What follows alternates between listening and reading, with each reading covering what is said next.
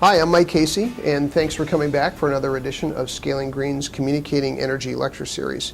This is the clean economy's ongoing conversation at the intersection of media and marketing and policy. And with us today is Richard Caperton. He is a nationally recognized energy finance expert from the prominent think tank, Center for American Progress.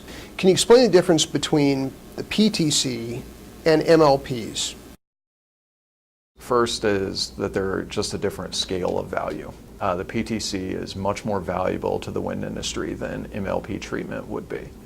That's why we can't get rid of the PTC. The second is that they operate differently. They have, they're treated differently. They're just different. They work very differently, so they're not immediately interchangeable. But that's a much more complicated point. I think the biggest thing to keep in mind is 2.2 cents a kilowatt hour from the PTC is extremely valuable. The PTC and the ITC are much more valuable than MLP treatment will be for the industry as a whole. Now, there may be one or two companies that are subsets that would feel differently, but in general, we should definitely support the PTC and the ITC as fundamental drivers of investment that have been extremely successful, and we shouldn't do anything to get rid of those. Do MLPs have a sunset date?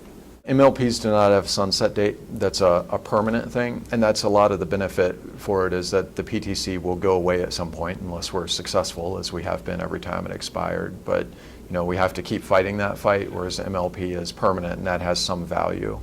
Same with the ITC.